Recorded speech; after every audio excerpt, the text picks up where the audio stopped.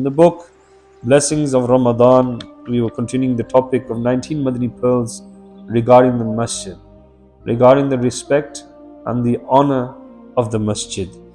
We're on point 13. It mentions, if you sneeze or cough in the Masjid, try to keep the voice as quiet as possible. The beloved and blessed Prophet ﷺ disliked the loud voice of sneeze in the Masjid. One should also avoid belching. If it is not possible to stop belch, one should keep the voice of the belch as quiet as possible, whether or not he is in the Masjid. Care should also be taken in this regards whilst one is present in the Ijtima or before a religious personality. A hadith states, a man belched in the presence of the Holy Prophet ﷺ. He ﷺ said, keep your belch away from us, as those who fill their stomach in the world will remain hungry for a long time in the hereafter. One should not make sound while yawning, whether he is in the Masjid or anywhere else, because yawning is the laughing of the devil. Try your best to keep your mouth closed, because when a person yawns, the devil spits into his mouth. If yawn does not stop, press your lower lip with the upper teeth. If it doesn't stop either, avoid opening your mouth too much and put the back of your left hand on the mouth, as yawning is from the devil, and the Prophets ﷺ are safe from it. So if you begin to yawn, recall that the Prophets ﷺ never yawned. This thought will instantly stifle the yawn, insha'Allah Azza wa Jal. Point 14. Joking is already forbidden and is strictly impermissible in the Masjid as well. So we're not here to joke around, we're here to worship Allah Azza wa Jal. Point 15. Laughing in the Masjid is forbidden because it causes darkness in the grave.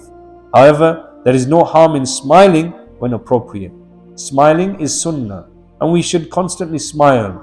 And even if you have difficulties and problems in our life, we should put them to a side, but at least put a smile on our faces. And I know it's hard, and it's going to come with practice. Point 16. Do not throw anything on the Masjid floor, but place it on the floor gently, quietly. In summer, people often use hand-operated fans and then throw them onto the floor of the Masjid, causing sounds. Do not throw a cap, shawl, etc.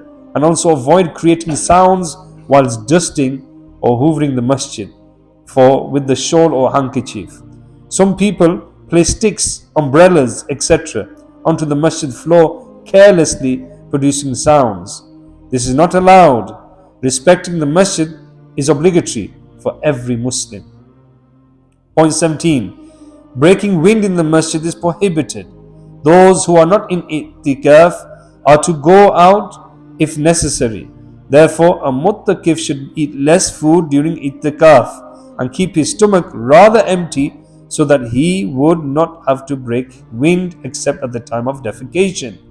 He will not be allowed to leave the Masjid for this, but he can go to the toilet area within the Masjid at the back.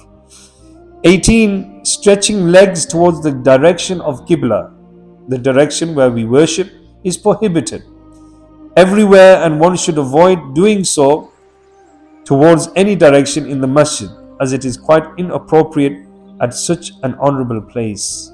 Like I said, even the walls of the Masjid are sacred as well. Once Sayyidina Ibrahim bin Adham rahmatullahi ta'ala alayhi was sitting in the Masjid alone. He stretched his legs out. Suddenly he heard a voice from the corner of the Masjid.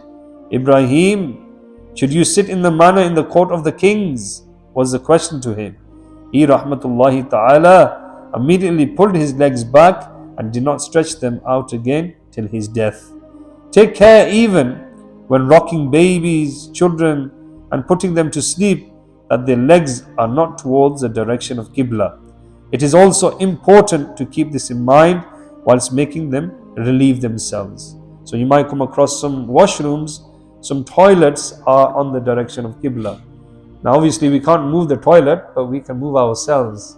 So make sure we are not defecating or urinating towards the direction of Qibla. And we should teach this to our children as well. Even when bathing, you might be in a naked state, but obviously the tariqah of the awliya ikram, how they used to bath, in them days they didn't have doors. Doors like, if you go to certain areas in Pakistan, there's poor places where they don't even have a proper washroom, where there's doors. So how do they wash themselves? They'll have a blanket around themselves, like a towel or something, or cloth, like a ihram cloth type, and then they will shower like this. Yeah.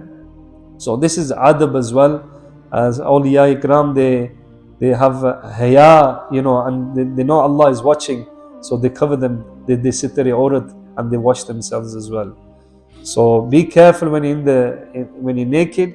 Do not face your back or your front part towards the direction of Qibla. May Allah Azza wa Jalla reward you and bless you and give you the ability to abide what has been mentioned regarding the respect of the Masjid. Ameen. Alhamdulillahi Rabbil Alameen. Wassalatu wassalamu ala Sayyidil Mursaleen. Jazallahu anna Muhammadan ma huwa ahlu. O Allah Almighty, accept our Salat al-Zuhr. O Allah Almighty, we have learned some etiquettes and manners of the Masjid. Give us ability to implement these. And if we have made any mistakes, if we have desecrated the honor of the Masjid, we ask forgiveness in your court.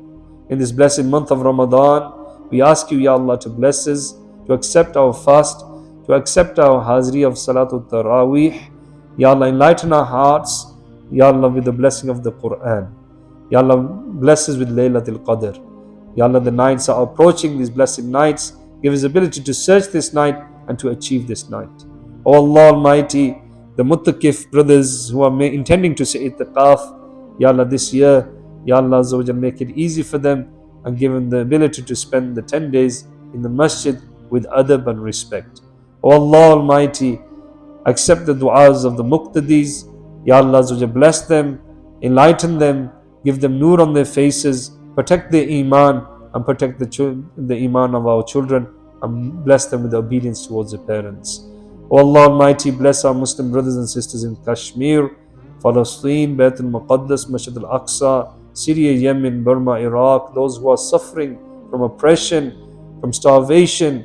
Ya Allah, bless them from your provisions, give them sabr. Ya Allah, those who have become shuhada, grant them the highest place of Jannah, and also grant them closeness to Rasulullah sallallahu alaihi wasallam. Ya Allah Azza wa Jal, bless Muslims in the oncoming in the UK from this fitan of Al-Masih al-Dajjal.